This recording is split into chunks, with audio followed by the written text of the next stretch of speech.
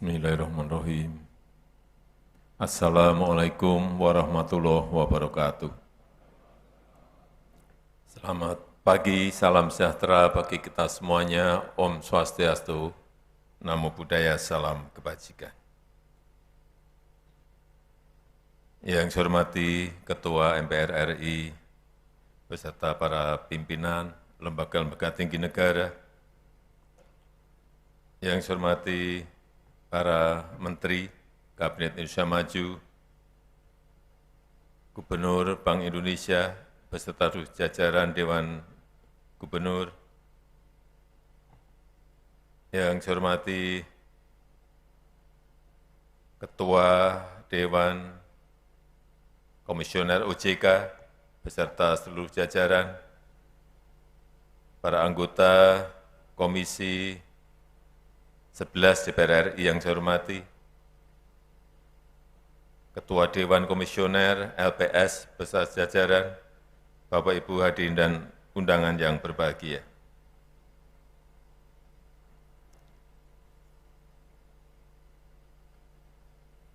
Saya tahu bahwa banyak para pelaku bisnis yang kemarin masih menunggu pemilu, wait and see. Karena agak khawatir dengan politik yang memanas menjelang pelaksanaan pemilu. Tetapi sekarang, alhamdulillah, pemilu berjalan dengan lancar, masyarakat berbondong-bondong ke TPS juga dengan riang gembira.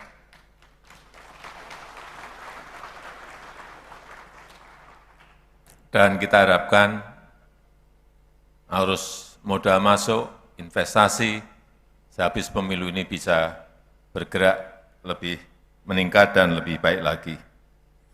Tapi kita melihat bahwa geopolitik global masih tetap kurang baik, kurang kondusif. Kita lihat perang juga masih berjalan di Ukraina, di Gaza, tetapi yang paling penting politik negara kita, politik dalam negeri kita stabil. Dan pastinya ini melegakan para pelaku industri keuangan dan membangkitkan industri keuangan yang semakin kokoh untuk mendukung pertumbuhan ekonomi yang inklusif dan berkelanjutan.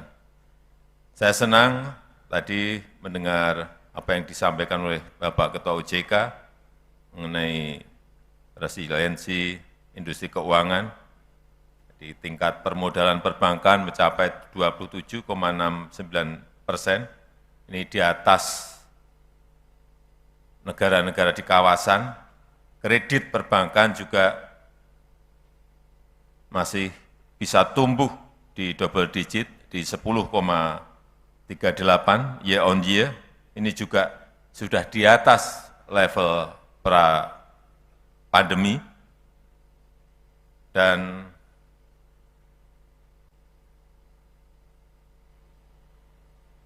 ekonomi Indonesia juga tumbuh masih sangat baik, yaitu 5,05%, inflasi juga terkendali, terjaga di 2,57%, cadangan devisa kita masih di 145 billion US dollar, neraca dagang kita juga surplus 36 billion US dollar atau kira-kira 570 triliun rupiah. Current account deficit kita juga surplus di 0,16%. Saya kira angka-angka seperti ini yang harusnya kita optimis terhadap ekonomi Indonesia di tahun 2024. Tapi tetap harus hati-hati. tetap harus waspada. Karena ekonomi global yang berubah sangat cepat, disrupsi teknologi yang masif terus terjadi. Tadi saya sampaikan geopolitik juga masih belum jelas, akan selesai kapan, akan kemana. Dan kita harus banyak belajar pada kasus-kasus masa lalu, baik di 98 di ASEAN Financial Crisis, kemudian di 2008 juga Global Financial Crisis, dan juga di 2023 kita lihat kemarin jatuhnya Silicon Valley Bank, ini juga mengharuskan kita semuanya untuk berhati-hati dalam menjaga industri keuangan kita, menjaga ekonomi kita. Kita harus juga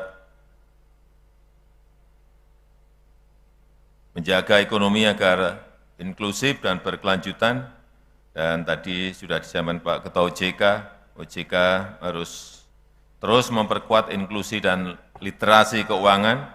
Ini catatan saya di sini, tingkat inklusi keuangan kita di angka 75% dan tingkat literasi keuangan kita masih di angka 65% di 2023. Dan yang tidak kalah pentingnya, dukungan kita terhadap UMKM melalui perbankan dan asuransi. Kredit perbankan untuk UMKM saat ini masih di angka 19%. Ini perlu sebuah terobosan, perlu sebuah strategi agar ada peningkatan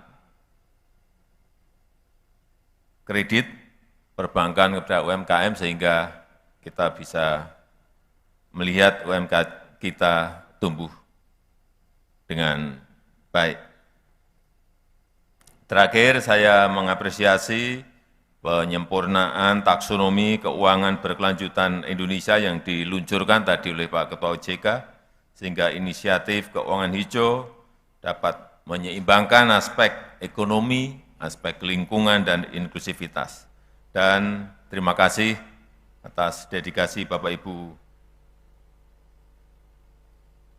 atas kerja keras OJK dalam memajukan sektor keuangan, dan mari kita bersama-sama menghadapi tantangan dan mencapai pertumbuhan ekonomi kita yang lebih baik.